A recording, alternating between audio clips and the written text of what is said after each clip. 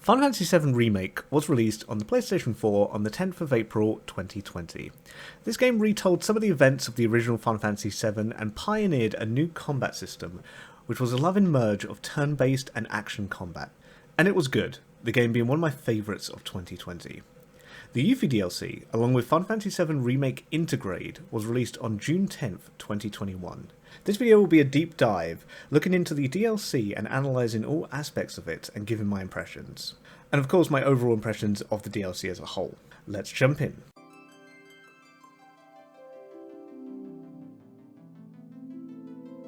Yuffie Kisaragi was an optional character in Final Fantasy VII, which was first released on the PlayStation 1 in 1997. Yes, that's right, you could completely miss her and complete Final Fantasy VII without even knowing about her existence. I'm not sure what I find crazier, the fact that such a beloved game actually had not one but two optional characters, or that those characters became so beloved that one of them got his own spin-off game, and now Yuffie has her own DLC. I think it says something about human psychology when talking about Yuffie. From a narrative point of view, Yuffie should have been one of the least popular characters in Final Fantasy VII. So why is this? Well, we can also answer that by answering what makes a good character. Cloud is linked to the plot of the game, working with Avalanche and his connection to Tifa and Sephiroth, keeping him constantly relevant in the game.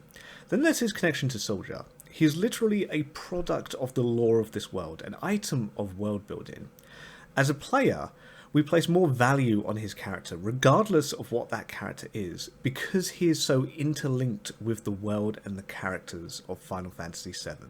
For Yuffie, it's almost the opposite. Our love for Yuffie is partly a product of reverse psychology.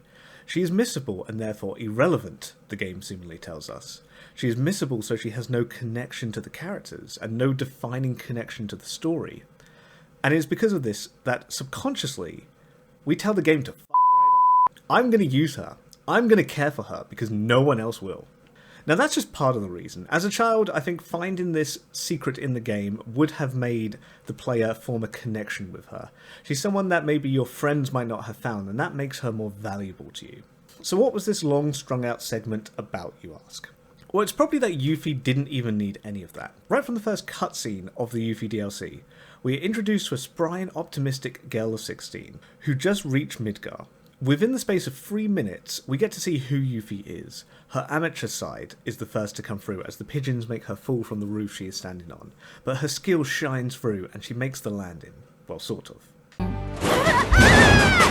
She has skill, but she lacks maturity and experience. Then we see her essentially rehearsing her lines to Avalanche in a flashy fashion, showing both her sleight of hand skills and a look into the childish heroics she believes in. We can infer from this that Yuffie has not yet seen the terrors of war, likely indoctrinated on stories by the Wutai government. It's almost sad to think about what we as the player know Shinra is like, and what Yuffie will likely see in the future. How long will Yuffie stay cheerful and optimistic? So Yuffie really has it all. Even when compared to the cast in Final Fantasy VII Remake, she immediately stands out as being one of the most memorable characters, able to stand on her own 2 feet, even without the optionality in the original Final Fantasy VII, which perhaps shows just why she was so popular back in 1997. In the opening area, we are introduced to Yuffie's fighting style, and we quickly see that she's a far more advanced character than pretty much any other character in the game. There's actually a warning before you start the DLC, recommending that you complete the main story first. Compared to Cloud and the others, Yuffie's attacks are not that powerful, and she has no way, at least none that I know of, to increase the stagger gauge when an enemy is pressured. However, she has elemental ninjutsu. Could this weapon ability be any more broken? Yuffie can throw her weapon, which can stun an enemy and will do damage over time. However, when the weapon is out of her hands, her normal attack turns into a long-range magic attack, which is non-elemental at first, but this is where the brokenness of Yuffie comes in. She has a weapon skill that can use one ATB to change that element into any she desires. And if you know anything about how weaknesses work, in most cases you don't even need to use access to work out what they are. Humans are weak to fire, creatures are weak to ice, flying creatures are weak to wind, and machines are weak to lightning.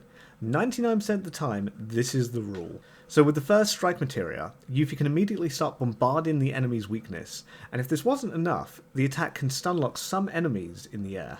I don't know if she'll be this broken in the second game. I think this concession was made because you don't have a full team in the DLC. Rather than waste materia slots on the elements, the game wants the player to have the freedom in what they set. One other cool thing to know about Yuffie is that her close-range physical attacks, though weak, fill up her ATB gauge very quickly.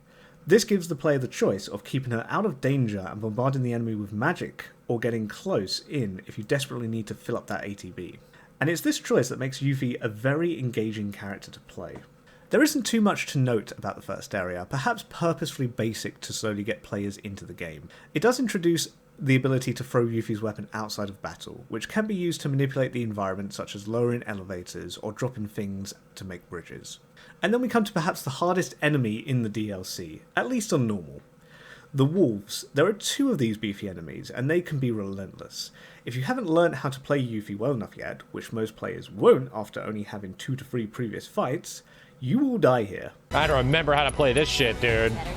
You get rolled over hella fast and she's dead! Oh, Shoxy! I believe this fight is meant to teach players to block and dodge. The DLC actually has a new element in battle called precision blocking. If Yuffie blocks right before an attack hits, the attack will be parried.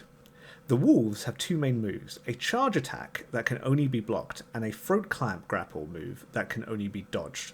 Even when blocking the charge attack, it will take out a third of Yuffie's health.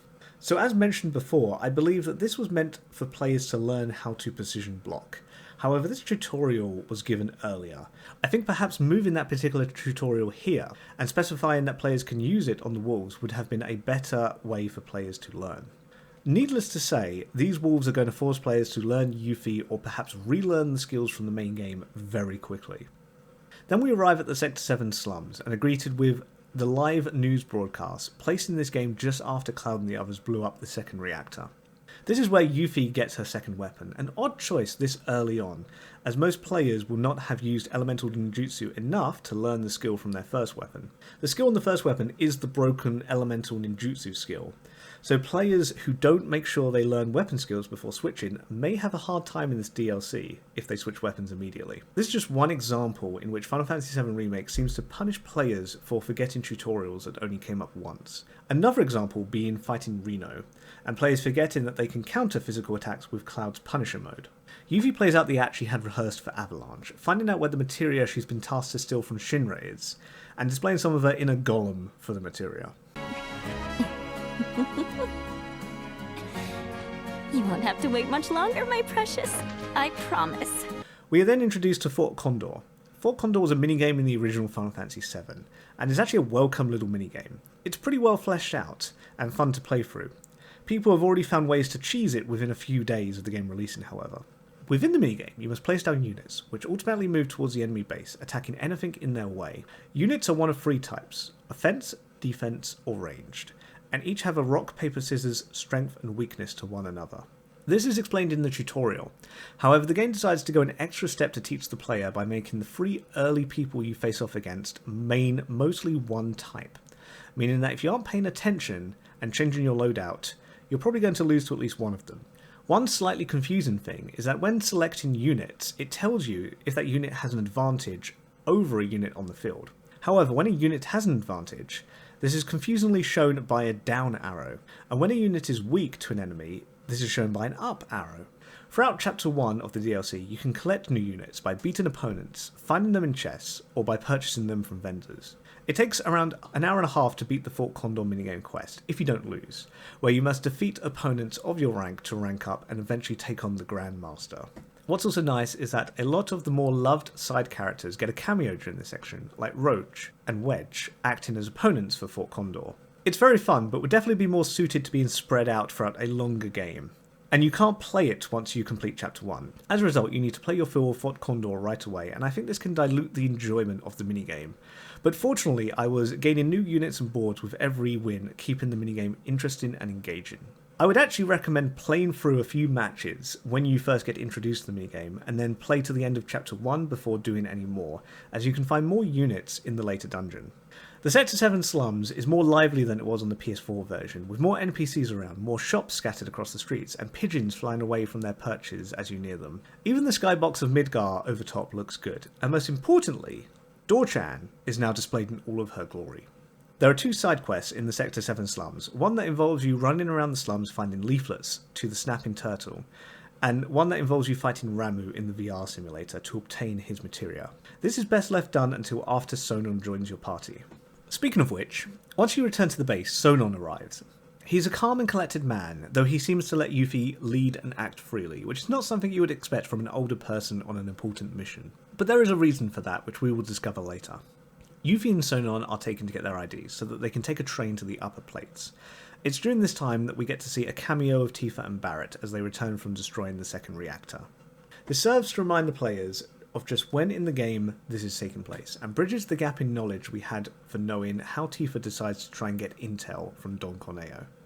Trying to enter the 7th heaven, you will see the Whispers stop Yuffie, which is a nice little touch, as Yuffie was not meant to meet any of these characters just yet. Yuffie and Sonon receive their card and see another cloaked person nearby. There are multiple of these in the game and are explained as people having Mako poisoning. They are not necessarily needed, making me think that the twist behind them will be revealed in the next game.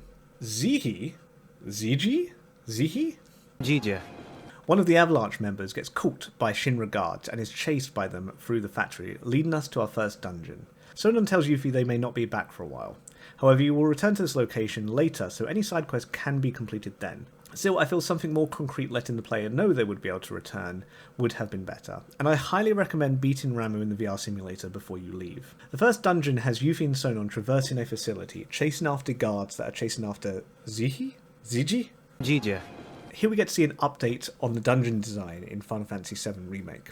The factory has a nice mix of combat, traversal, puzzles, and minigames. We see Verticality come into this dungeon a lot more, combining needing to find switches to stop conveyor belts and a minigame that involves hitting as many boxes as you can before reaching the end. One odd thing though is that Yuffie and Sonon defeat the guards chasing Zihi, Jija.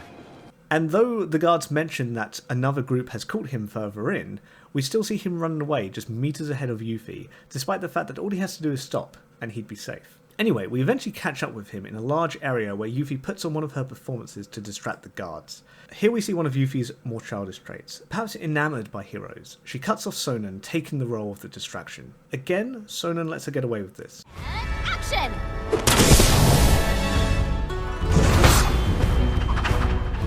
Tell me as a beguiling ninja. As the world's greatest materia hunter.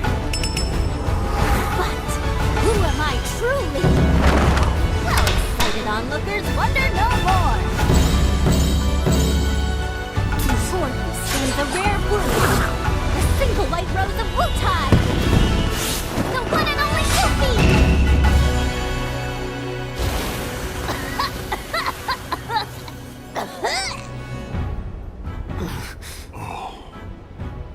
Never mind, it's just some kid. Right? Hey! Who are you calling a kid?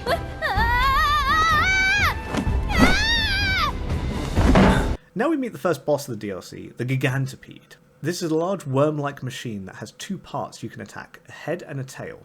This is another instance where players may be punished a little for not using the assess skill, which will inform you that the head is immune to magic and the tail is immune to physical attacks. The battle isn't hard, perhaps allocating for players that might not be able to use assess or not have it equipped. There are multiple phases to the boss where it slowly becomes more aggressive and deals out more damage to our party. After defeating the boss, Yuffie and Sonon will return to the slums where the player will have one last chance to complete any side quest before moving on to Chapter 2. Yuffie and Sonon catch a train to the upper plate, where we find that Yuffie gets motion sick, something she shares with Sonon's sister, Melfi. Both of the siblings trained under Yuffie's father, however Melfi was killed in the war with Shinra. It's clear now why Sonon acts the way he does, treating Yuffie like a surrogate sister. He can't stop her from acting like she does, or reprimand her, because of his sister's death. And he's very protective of her, swooping in at every instance to get Yuffie out of trouble. Reaching Shinra, the two manage to sneak past the crowd and into the lift where Scarlet appears. I think something has to be said about how self-centered and evil Scarlet's character is. She immediately recognises that the two in the lift are intruders, and Wu Tai based on what she says to them next. And despite only having 2 guards with her, she slanders Wu Tai and asks if they agree, knowing that to keep their identity a secret, they will need to swallow their pride and agree with her. Whoa, what a manipulative bitch. I love her. Her character, at least. Sonon grabs Yuffie to keep her from giving them away, though he himself is likely feeling so much pain and anger.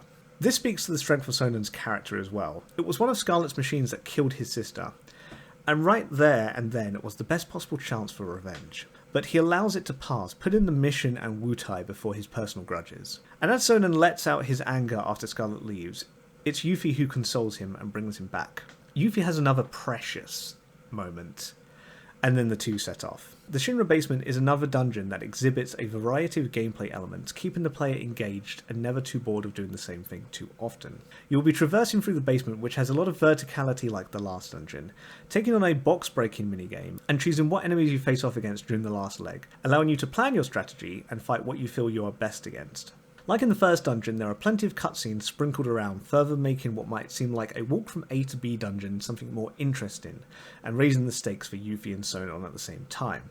I think there has to be extra praise warranted to the developers at actually making the level feel like a place where people could work and not just like a video game level. I think this is a good point to go over Yuffie's skills. Her second weapon ability is Windstorm, an ability that draws in and damages enemies around her. However, what the game does not tell you is that Windstorm activates wherever Yuffie's weapon is, and if her weapon is currently cutting into an enemy's gut, it creates an explosion based on the element Yuffie is on, and this explosion does a lot more damage than just activating it while it's on Yuffie. This is a crucial strategy to know when fighting enemies on hard, and also for the soldier training in the box breaking minigame, as a single Windstorm can break the 1500 point boxes. Then we have Banishment, a skill that powers up the more you use other skills, and this again synergizes with what element Yuffie is on. Yuffie is an absolute powerhouse to any enemy that has an elemental weakness, and the overall skill level to pilot her is perhaps the highest among all of the playable characters so far.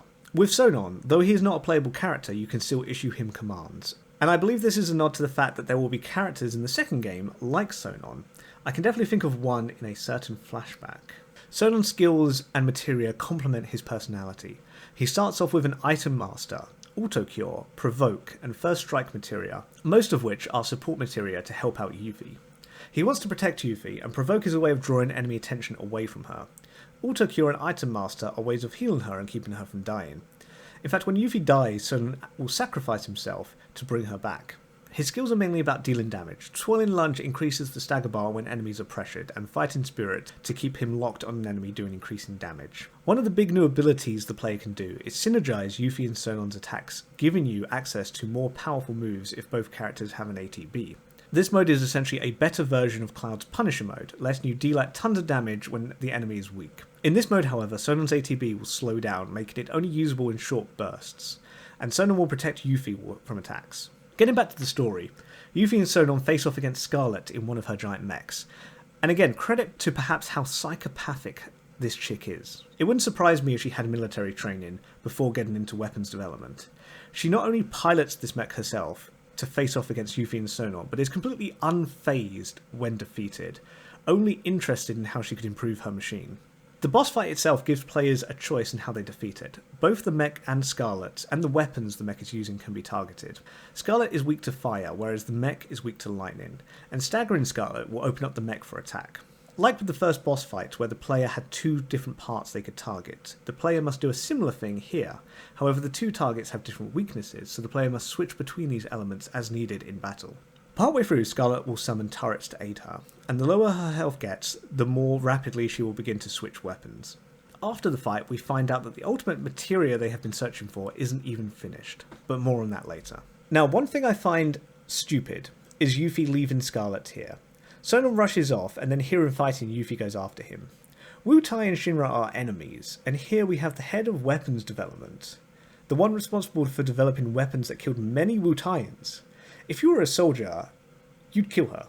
Sonon should have done that before he left, or at the very least, Yuffie should have brought her as a hostage. It's now that we are introduced to Deep Ground, a top secret section of Shinra that develops experimental tech on soldiers in order to make the perfect soldier. We see two characters, Weiss and Nero. The former we do not see any more of in the Yuffie DLC. These two characters debuted in Dirge of Cerberus, a spin-off title focusing on Vincent Valentine, the other optional character. As Yuffie and Sonon try to escape the facility, they are cut off by Nero and are forced to fight him, the super soldier not hesitating to kill even his own allies. This boss fight has multiple phases like the previous boss fights, with Nero constantly draining your health in the final stages. Unlike the previous boss fights, Nero does not have any elemental weakness, nor are there multiple targets. The music becomes more daunting with every stage, as if mirroring Nero's growing power and the terror the characters are facing.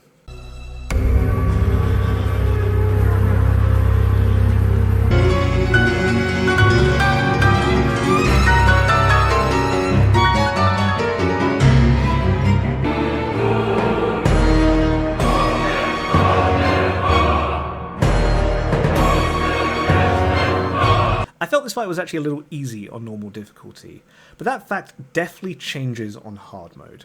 As they try to escape, Nero launches an attack that will kill Yuffie, and seeing this, Sonon protects her, not wanting to relive the same tragedy he went through before.